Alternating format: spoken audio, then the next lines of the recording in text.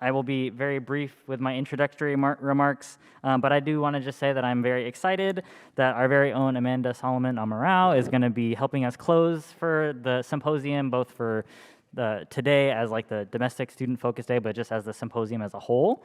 And so if Amanda can come on up and we can give her a round of applause.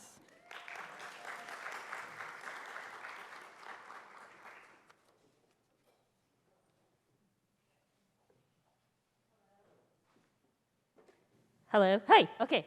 So we are a nice, intimate group. So I don't want to be all the way up at the podium, far away from all of you. And also, when I lecture, I rarely stand still. So I kind of need to be roaming, because otherwise my brain won't work. It's just used to engaging with my students, and I'm very looking forward to engaging with you all. Because I've really enjoyed the past 2 days that we've had together in the sessions and hearing your thoughts, and it's a wonderful honor that Wendy asked me to close the symposium for us.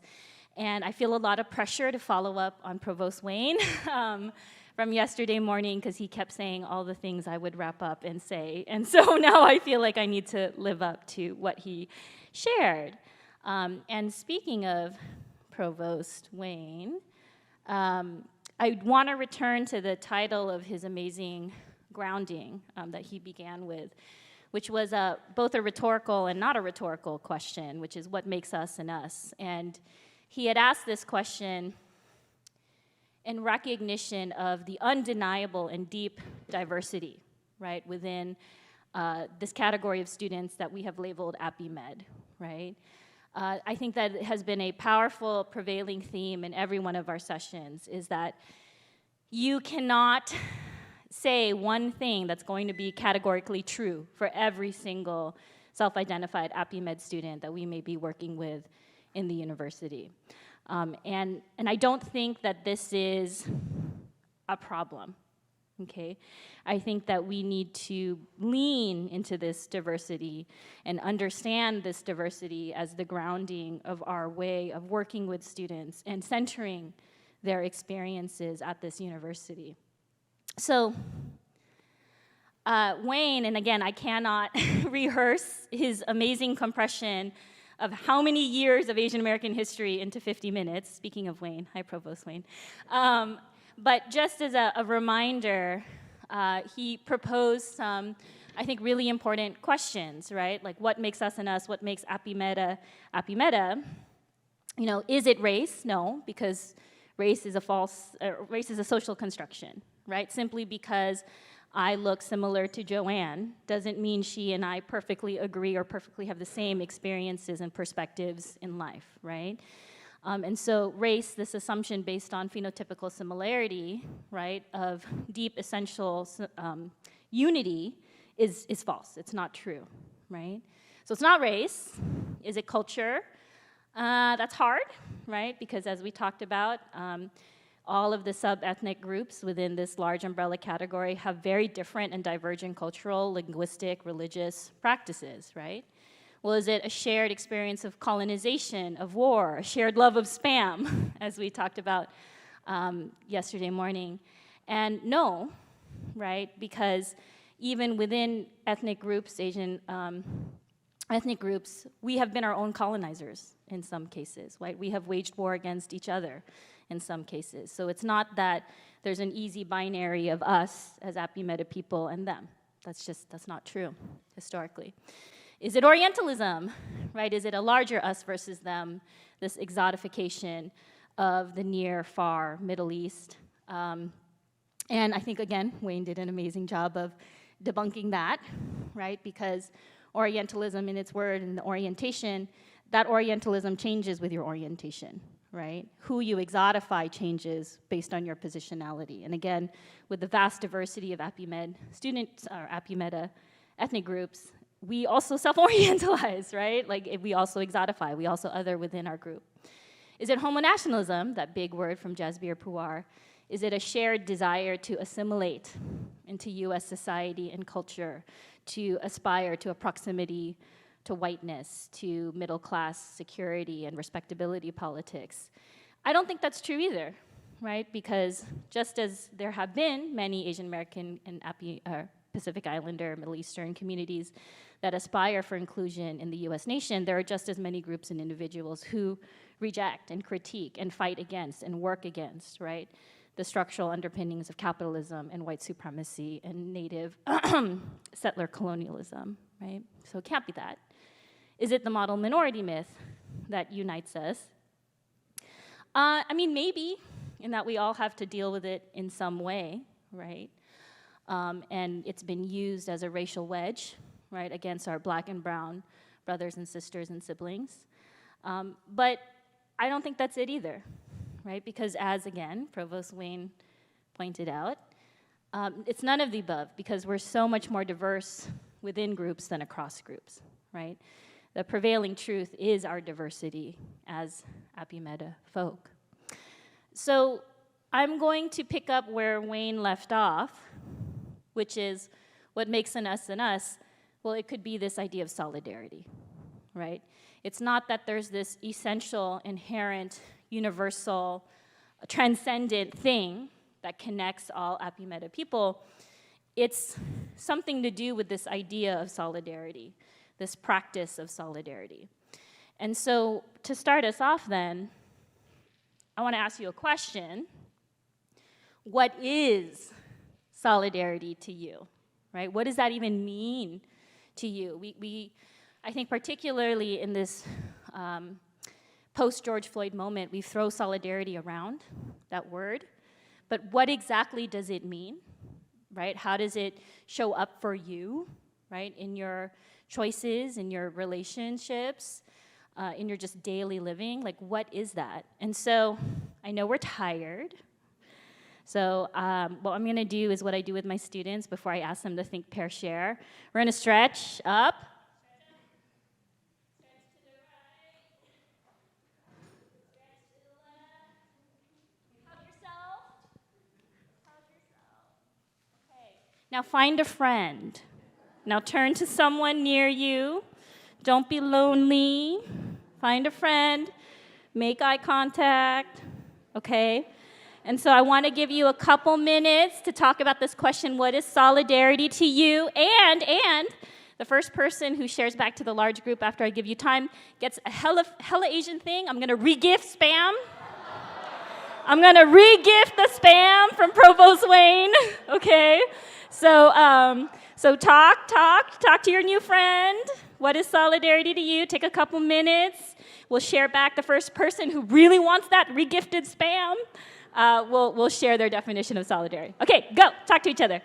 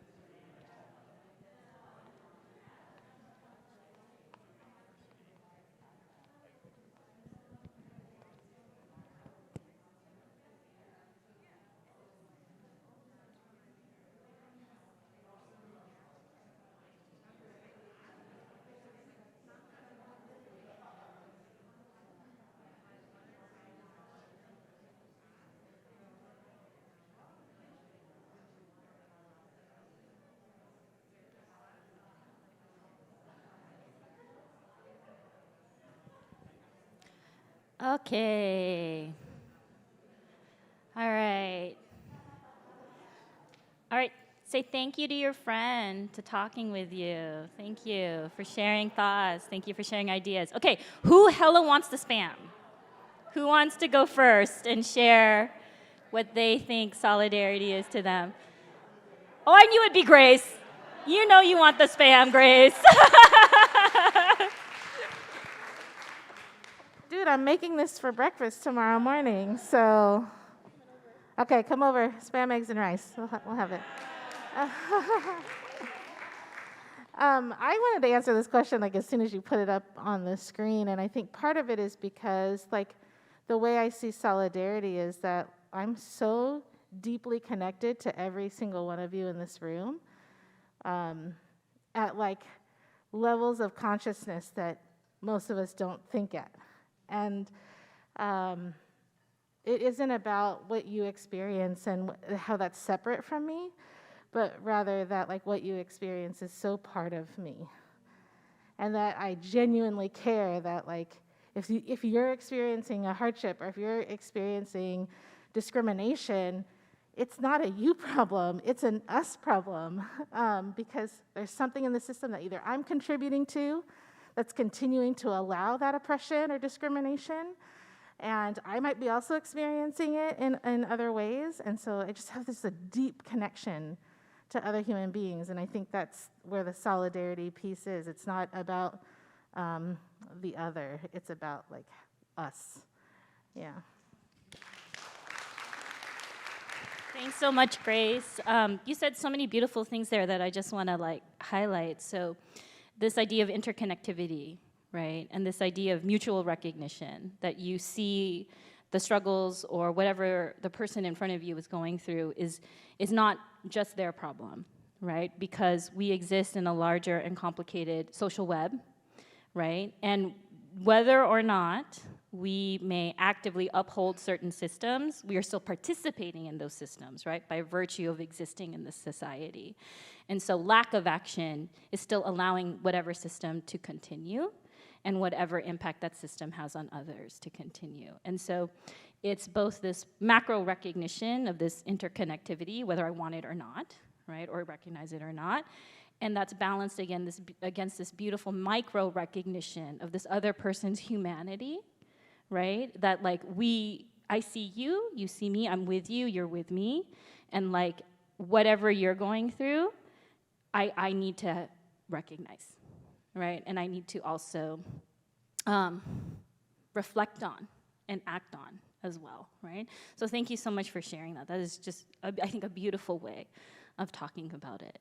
And so, you know, I hope you had a moment to reflect also then on your own sort of individual understanding of solidarity, because again, we tend to hear this word a lot, but when have we had the moment to sort of stop and critically reflect on what it means?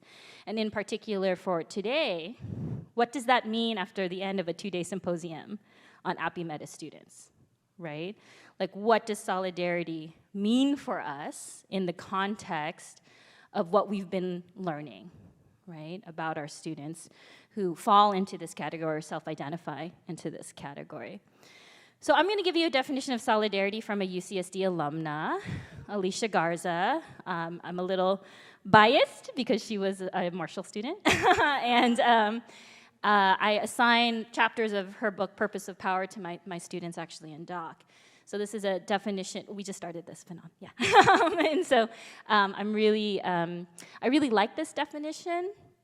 I tend to work in threes when I give my lectures because I feel like 3 points is the max my students can process in a 50-minute lecture.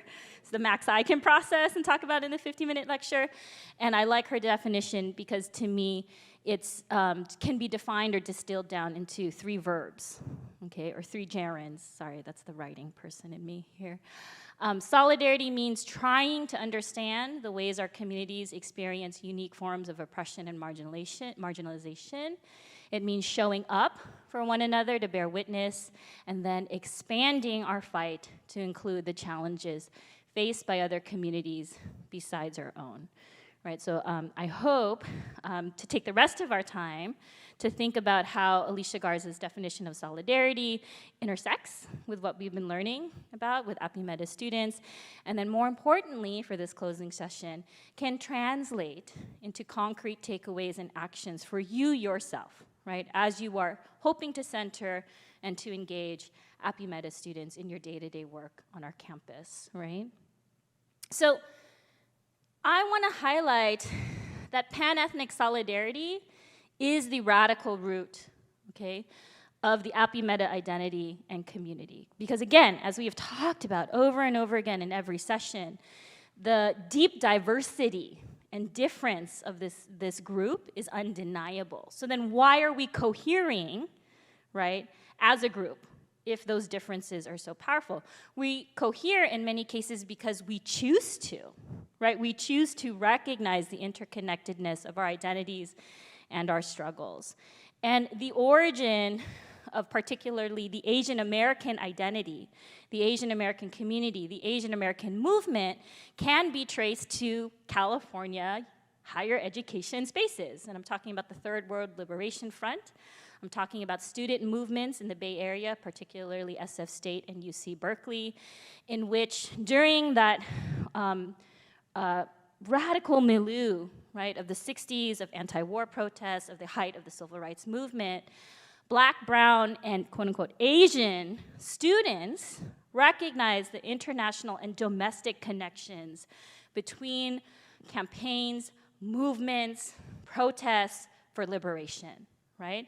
Against colonization in the home countries, against the Cold War, right? The struggle between Western capitalism and socialism, and this embrace of this Asian American pan-ethnic identity, okay, in particular in this moment, was a very decisive choice, right? To come together despite differences, historical differences, and recognize that there is unity in our numbers, but more important, there is unity in agreeing on common goals for liberation, okay? And so we have to remember that. Like, it's very empowering for me personally, and I hope for you to remember that, right? And so the response to domestic racism, for example, really fueled this coming together of the Asian American community. Who's heard the name Vincent Chin? Okay, a few of you. Right, so Vincent Chin was a young man living in Detroit, Michigan in the late 70s, and he was murdered. He was really one of the first noteworthy victims in the modern period of anti-Asian violence. He was murdered the night before his wedding. It was the height of anti-Japanese sentiment because of Japanese economic competition with the United States and the dissolution of the US auto industry. His attackers, who were a father and a son, blamed him for their recent layoff from the auto industry and killed him in the parking lot of a nightclub where he was celebrating his bachelor party. And this was one of the first cases of the violation of an Asian American civil rights. And his death was one of these moments in which the Asian American community came together, despite the differences, right, in terms of their immigration, stories, narratives, countries of origins, where they recognized that Vincent Chin, a Chinese American mistaken for a Japanese immigrant, that shared experience, right, and that shared vulnerability to anti-Asian hate was of concern to all of us, right? And so, again, we need to remember that the embrace of this Asian American identity, this pan-ethnic identity, is rooted in solidarity, right? In the recognition that Vincent Chin could have been anyone's son, anyone's brother, anyone's uncle, right, within this diverse community and group. Also, the pan-ethnic roots of solidarity, of Asian American solidarity, is also cross-racial, right? So as the Asian American movement gained ground, it was not divorced from movements for Black liberation, right? So we need to recognize that as well. Just as the Third World Liberation Front knew that you cannot disentangle domestic and international concerns, the Asian American movement, the early movement, also recognized that you cannot fight anti-Asian violence and anti-Asian hate without fighting anti-Black racism, too, right? And so we have really powerful historical examples of young Asian or early Asian American activists who were deeply involved in Black liberation and were engaged in cross-racial alliances. And we see that continue today, right? Unfortunately, in our current historic moment, with the increased visibility of anti-Asian hate fueled by the pandemic and anti-Asian rhetoric by political figures, we see that what is happening to our Black, Brown, and Asian American communities are not isolated things. And how are we recognizing and analyzing, right, these larger systems and structures that are impacting us, and how do we see, right, the mutual entwining of our destinies and our positions in the United States? And so the answer could be solidarity, right? What makes us and us is solidarity, is this choice, right? To not forget the differences, but to recognize them, to work through them, to center them, and still choose to work together towards a common goal of liberation, right? I'm not saying that's easy to do, right? But there are historical precedents and moments that we can hold on to and think about as we move forward and navigate and negotiate the ever-changing political and racial landscape we live in. So, I'm gonna make my thesis statement. Sorry, I teach in the writing programs for my lecture, which is that solidarity is student-centeredness, okay? So VCSA Satterland yesterday morning read the statement of student-centeredness for our university, right? And I want to pose, maybe some would think, a radical claim that to practice solidarity is to practice student-centeredness. It is to center our students' experiences, unique identities, needs, and positionalities, right? And I say this not as a professor of Asian American cultural studies, not even as a woman of color feminist, though all of those things inform why I say solidarity is student-centeredness, but because I myself am in higher education, because I had mentors, faculty, and staff who their practice of student-centeredness, when it came to me personally, was through solidarity, was through the fact that they took the time to see me, right? And critically reflect on the differences between us and still choose to support my needs as a student. So my parents left the Philippines during the dictatorship under Ferdinand Marcos. And if you're up on current world news, his son has just been elected president, which is causing a lot of intergenerational trauma right now. But my parents left the Philippines. They were the good immigrant that was prioritized by the immigration law changes that Wayne very kindly went over for us yesterday morning, right? My parents were both able to immigrate because they each had a sibling who was a nurse. And so they were trained as nurses. My aunties were trained as nurses in the Philippines, actively recruited to staff the medical industrial complex that was growing here in the United States.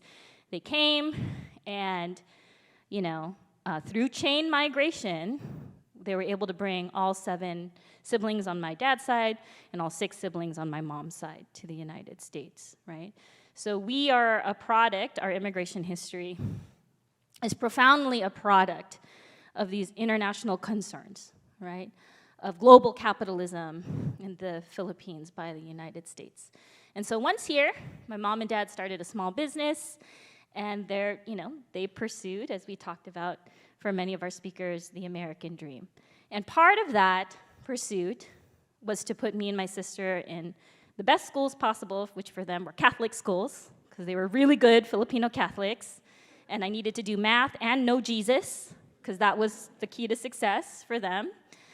And it also included not teaching me my own language, right? My parents were so proud my English was so good, right? They did not actively cultivate Tagalog in our household. They spoke it amongst themselves, and that's when you knew you were in trouble, because they were talking about you in Tagalog, and you were like, oh God, what did I do, right?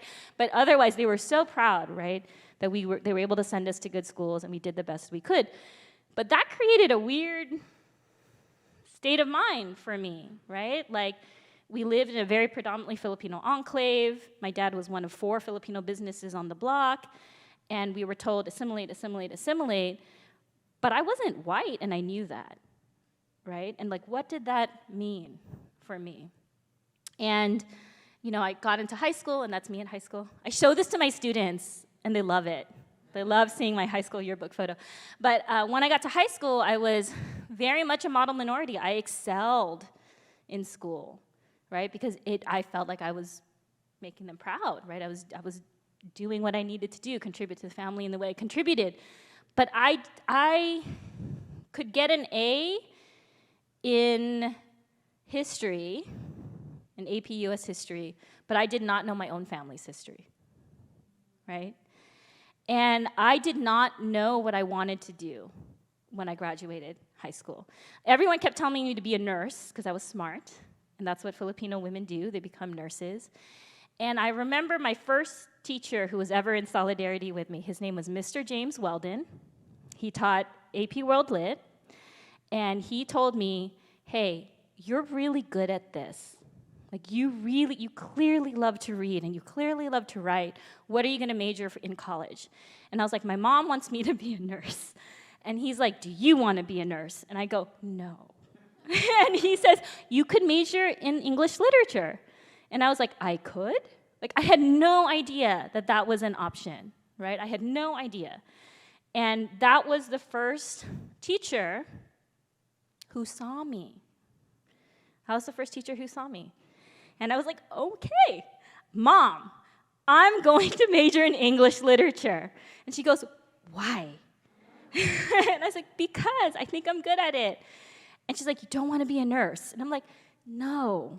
And she looks at me, and she's like, okay, yeah, you can major in English. You'll be a lawyer. And I'm like, okay, sure, Mom, right? So I go, and I'm in college, and I remember the second instructor, the second educator in higher education who saw me again. Her name was Professor Eileen Fung. She was the chair of the English program and the new chair of the newly formed Asian American Studies program. And I was enrolled in her freshman seminar, and it was the first time I had a teacher who looked like me. It was the first time. And she was teaching Chinatown literature, because I went to school at the University of San Francisco, also another good Catholic school, right, because that's where they sent me. And we were reading novels where I could recognize in the characters my own family, where I could see my aunties and my uncles. In particular, we read a novel by Fei Mian Ning called Bone, which was about 2 young sisters in Chinatown growing up, and that was me and my sister. Like, I had never read stories that actually represented my life. And again, Professor Fung, she talked to me. She was like, you seem to really like this. And I'm like, I do. And she's like, have you ever considered taking a double major or a minor in Asian American Studies? And I'm like, that's a thing? And she's like, yes, it's a thing. And I'm like, okay. So I remember going to her office, signing the paperwork, and enrolling as one of the first students, because they just started an Asian American Studies program. And that was, again, another moment in which an educator took the time to center my interests, my experience, my positionality, and to just ask me a question that I never knew I could even ask, right? She helped me apply to graduate school. She wrote my letters of recommendation. She picked UCSD for me. She said, you should go here. Lisa Lowe is here. Lisa Yonayama is here. I'm like, who are these people? She's like, don't worry, it's good, you should go. And I'm like, okay. And then they accepted me, and I was like, oh my God, I'm going to graduate school. What is graduate school, right? I did not know what that was. I took my mom for the open house, And she was like, oh, this is a big public school. Is it safe? And I'm like, I think so. And she's like, okay. And I remember telling her, Mom, I'm a little nervous. I really don't know what I'm doing here, right? And she goes, and to her credit, she said, hey, it's okay, just try it. And if you don't like it, you can come back. And that was really helpful. And the third educator who saw me was Jody Blanco. He's professor of literature. He was assigned to me as my mentor coming into the literature program. And it was his first year at UCSD. He had just finished his postdoc, and we were coming in at the same time. And he and Rosemary George, God rest her soul, both took me under their wing and both said, you have something important to say. And that was the first time anyone had told me that I could be a professor, that I could be Eileen Fung, right? That I could be this woman who had seen me and shown me my potential, right? And so I got my PhD, right? And thank you. And so now this is why I do what I do, right? Which is make spaces for students, and I have a particularly soft spot in my heart for Filipina students to see themselves and be seen, right? Because solidarity is student-centeredness, right? So here are some 3 post-symposium steps to solidarity for all of you, okay? And again, I think 3 is a manageable number. So this is why I'm giving you 3. So the first thing, solidarity means trying to understand the ways our communities experience unique forms of oppression and marginalization. Put another way, again to quote Provost Wayne, who was quoting Jackie Alexander yesterday morning, we must be fluent in each other's struggles, right? So, how will you continue to educate yourself beyond this symposium? Because no matter how great Wayne's compression of all of Asian American history was into 1 hour, and no matter how great these past 2 days of sessions have been, that's not enough. 2 days at a symposium does not make you an expert, right? It doesn't make anyone an expert.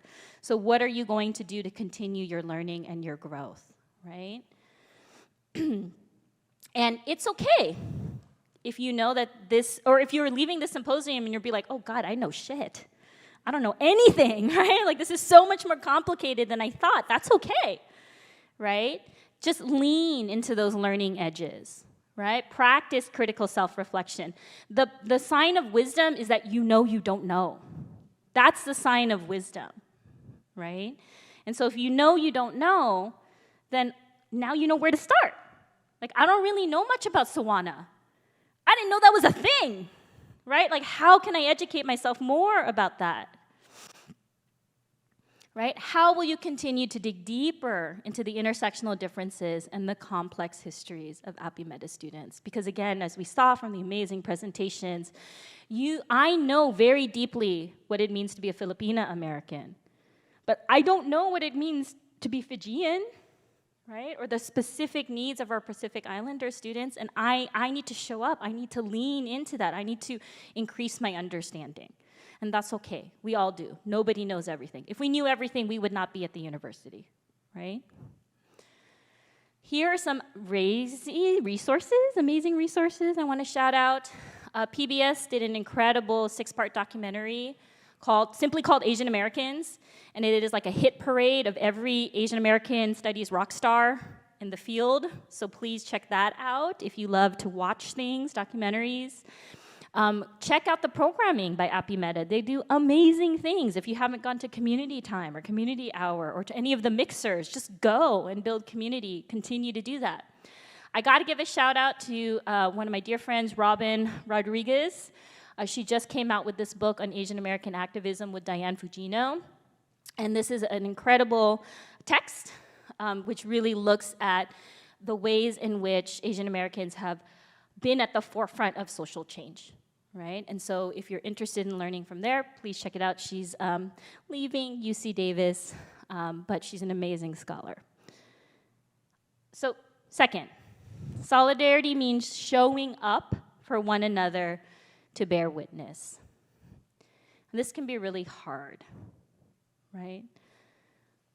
What does it mean to bear witness, right?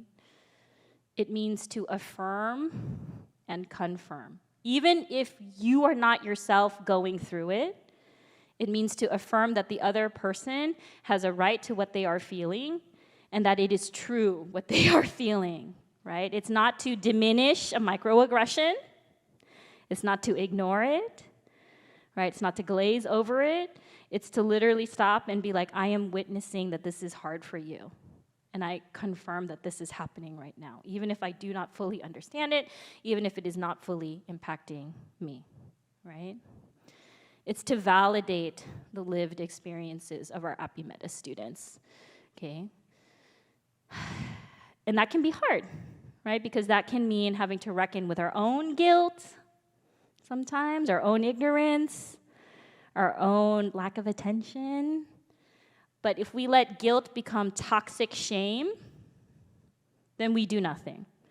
But if it's reparative guilt, if it's guilt that makes you recognize that apathy continues to exacerbate the problem and that I want to be here for you, then that feeling can be incredibly productive and helpful, right?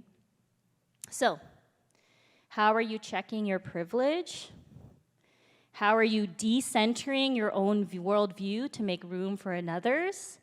And how are you recognizing and wielding your power? Because all of us, faculty, staff, we have a level of power when it comes to students, right? We may not feel it, we may not feel like we got a lot of power, but it really does mean something when you confirm and affirm to a student that their experience is legitimate, right? And you don't downplay it.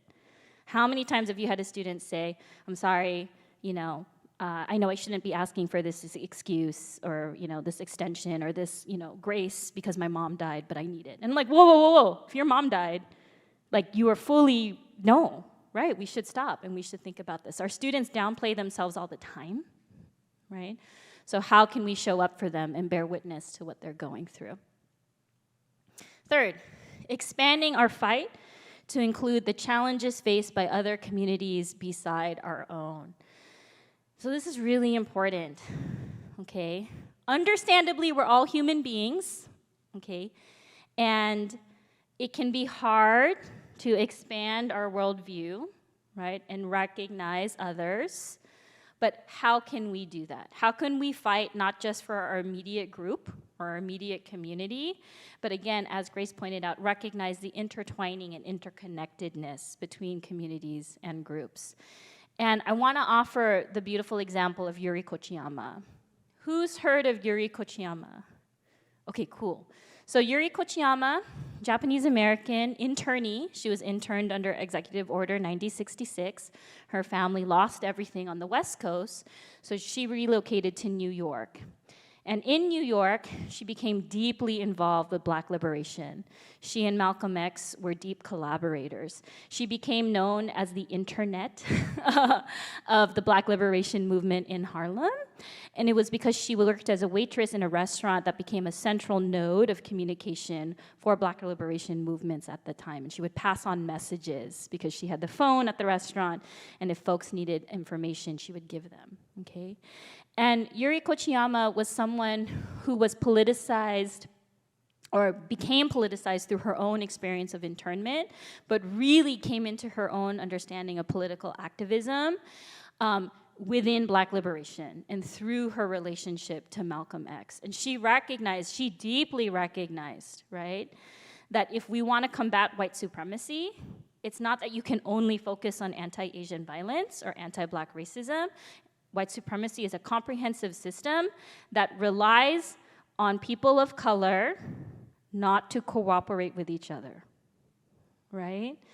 And so Yuri Kochiyama is a beautiful and powerful reminder that solidarity means we have to fight with and for each other, not against each other, right?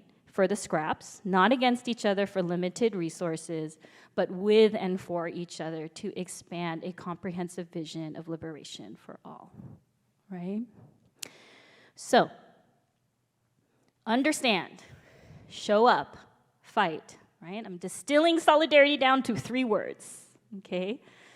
So what are your 3 post-symposium steps to solidarity?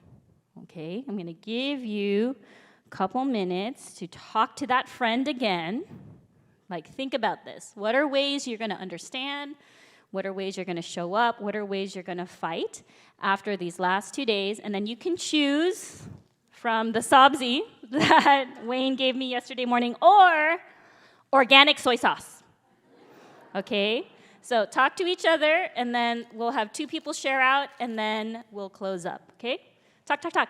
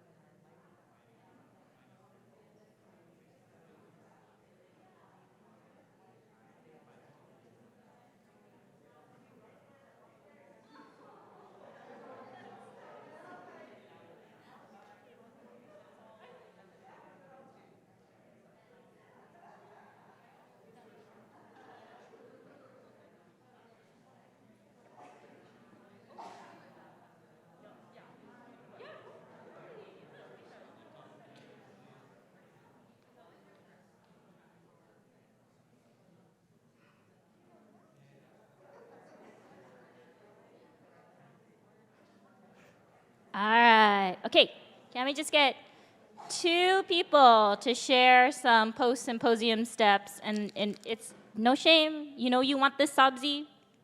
You know you want this organic soy sauce. It's organic. I wish it was low sodium. It's not, sorry.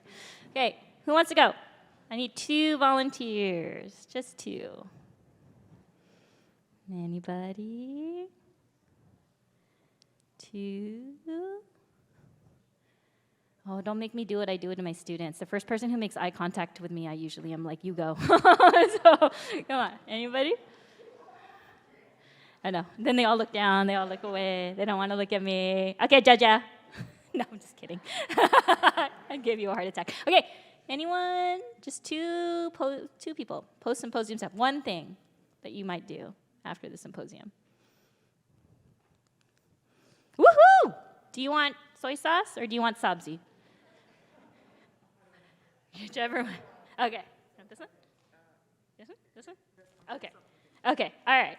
Did you want to share? Yeah, I'll share. One of mine is a practical application.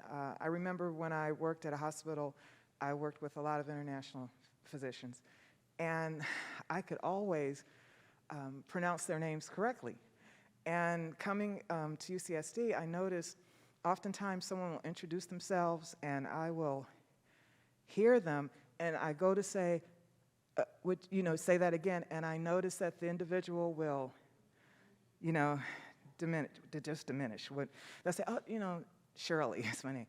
And I said, okay, but a practical application, I want to make sure that I allow others to be heard, to take the time to listen and hear what it is they're saying, and not challenge them, but create a space where they feel comfortable, where they can repronounce, and I can take the time to repronounce, and we can take the time to both be heard, creating that space.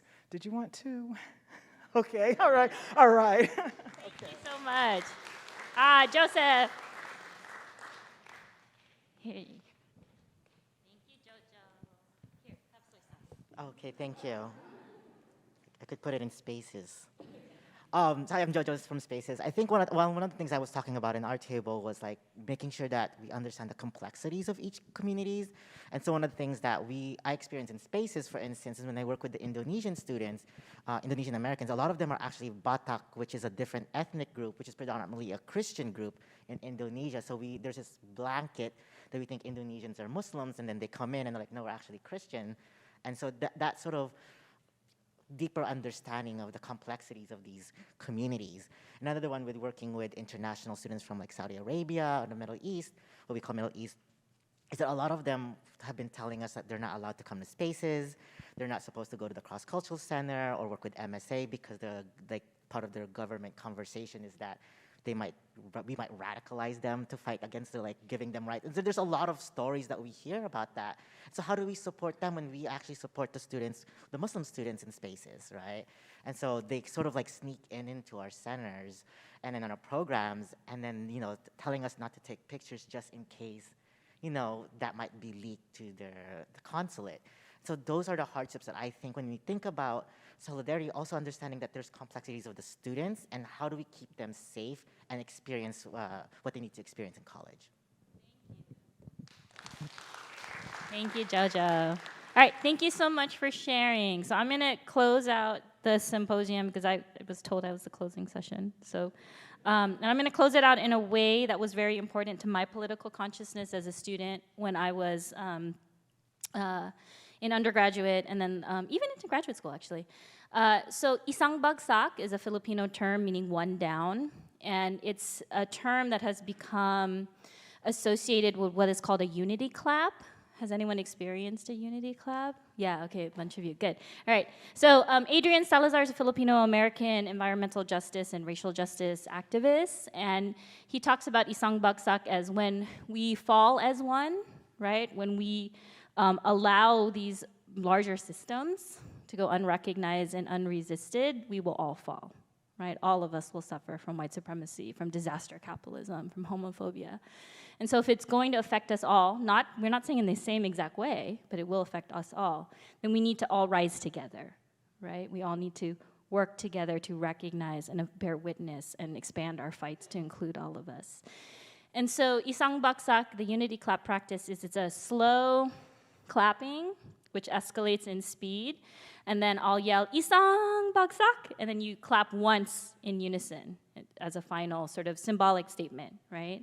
That we all achieved something today, we're all committing to further action today, and in this moment, we are expressing symbolically and sonically our solidarity with each other and with our APIMED students. So, do you want to try this with me? Okay, stand up, okay.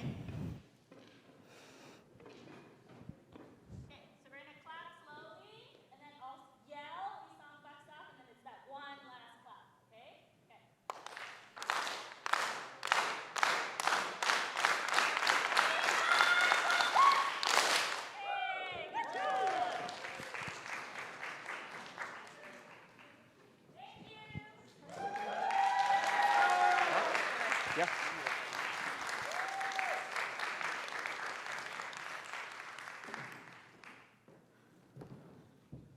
All right, everyone.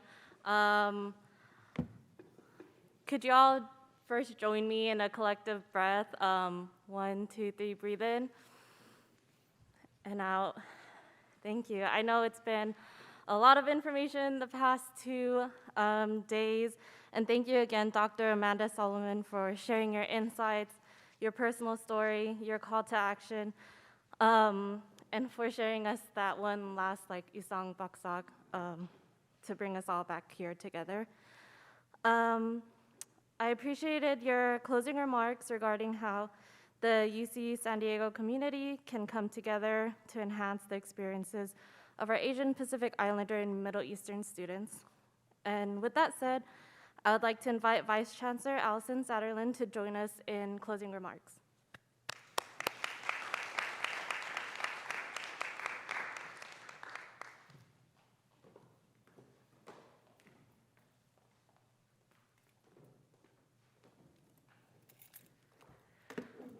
Well, good afternoon, everyone. So on behalf of Vice Chancellor Pettit and all of our partners in academic and student affairs leadership, I want to thank each of you for engaging in the inaugural APIMED Symposium.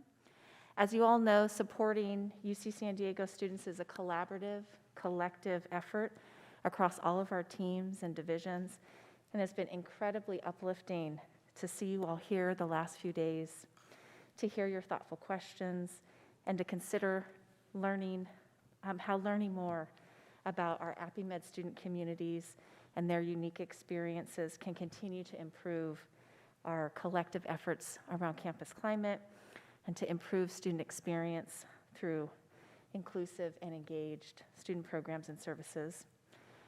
Please think about how you can apply what you've learned in your work today. Get a soda, refresh yourself, grab some lunch on your way out, snacks, etc. We need to take care of ourselves also in this important work. I ask that you continually engage in learning more about our student communities. And if you have an idea for additional professional development opportunities in support of our APIMED students, please let Becky and me and John and Jim know. We would be delighted to bring more resources to this important work. And I want to also invite you, as Dr. Solomon has asked us to do today, to continue to understand, to show up, and fight. You can count on me to do that as well. So let's please enthusiastically thank our organizers one last time. So incredibly proud to have this as a new tradition at UC San Diego. So thank you all so much.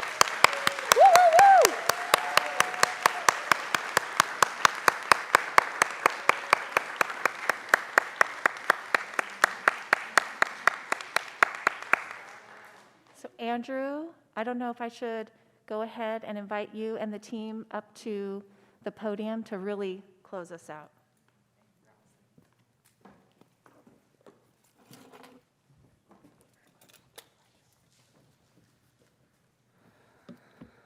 Awesome. Thank you, Vice Chancellor Allison Satterlund, for the closing remarks.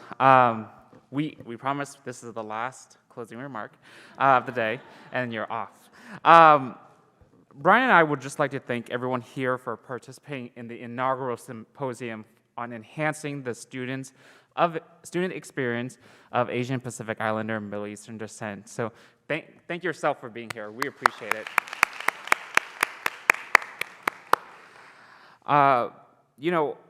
We could not do this without the amazing committee members that have been involved. You saw their names, but I do want to also, some of them are still here, some of them are completing some work, of course, of their own jobs, right? We all volunteered our time and efforts in putting this together. So if you are part of the committee, if you can identify yourself, and if those around here can give them a round of applause and recognize them, that would be great.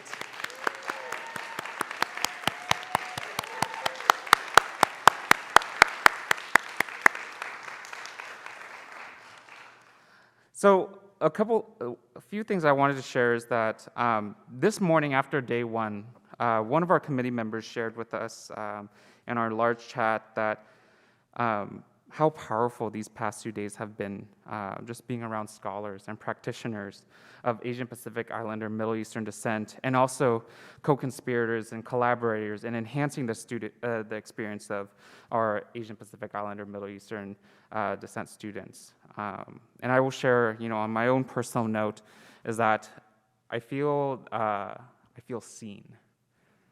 I've only been here for 2 years, and joining UCSD, I joined it remotely. I joined in a new profession, a new functional area that I was not familiar with, but in a sense, I felt at home. And being offered then the opportunity to co-chair this symposium with Wendy Sasaki, who mentored me when I was an undergrad student, and I got to sit right beside her to chair this inaugural symposium, was an honor, a pleasure, and seeing it come true today has been amazing. And I want to repeat that, the work that we've done, the work that our students have done, the struggles that we all see, I feel like it's been brought to light. I feel seen. I've seen it's becoming less invisible and more visible to all of us. And I just want to say thank you. It's come a long way to where we are now, and there's still more work to be done. And I can't thank you enough for participating. I know COVID has placed us in a place where learning has been difficult, and we have to adapt. And I'm excited that we are amenable, we're flexible, and we will make it happen. Anything that you've seen today, if we were able to record it, hopefully you can revisit. Hopefully you can share with your colleagues, and hopefully it will spread across our various divisions so that others can learn with you, right? And the discussion doesn't stop here.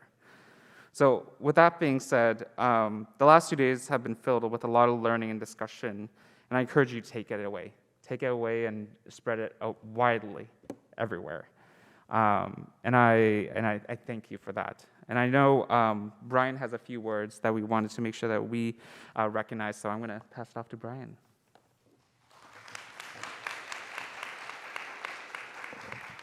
Yeah, thanks, Andrew. I'm going to keep my comments brief because you heard a lot from me today. And as much as I've heard good comments about some folks saying that, whatever, I also want to recognize that it, like Andrew mentioned, it's a team effort, right? And it's not just me. I think one of the things that Andrew had mentioned was being able to take this learning outwards to others, right? And I think if we're thinking about Amanda's kind of like 3 ideas in terms of things that we can do after the symposium, that expanding the fight one I know is something that's a little bit challenging to think of on the spot, and haven't had a lot of time to process. But if you want like an easy way out, expanding that fight out and sharing that knowledge to the folks that are not present here, I think is a nice first step to that, right? Earlier in one of the sessions today, we talked about, the people who get it, and the people who don't, right? So I think the people here are the ones who get it or are on the way to getting it, right? So how do we make sure to spread this message and spread that knowledge to the people who aren't here is, I think, that next challenging step to make sure to include those folks into this conversation and helping to create that kind of culture that we really want to see and inspire for our students, right? Let me see. I have notes, so I just want to make sure I hit everything. So again, just as a last closing, we really hope that you enjoyed your time these last couple days. We hope to see you again whenever that may be. We're going to take a little bit of a break before we decide as to when the next one is going to happen. But be on the lookout for a survey. I mentioned this briefly yesterday. We will have kind of a post-symposium survey that will be going out to kind of get some feedback about what your experience was like here the last few days, as well as, get work on the next one and kind of retool what are some things that we can continue to add and learn as we get forward. Furthermore, as Andrew mentioned, right, there's going to be recorded sessions. Additional resources will be available on the website for folks to be able to revisit. And then lastly, just as a quick shout out, the Pan Asian Staff Association, PASA, is going to be hosting a happy hour at Dirty Birds. So we recommend you going to Dirty Birds and using that as an opportunity for like networking. And with that being said, have a great rest of your week, and thank you.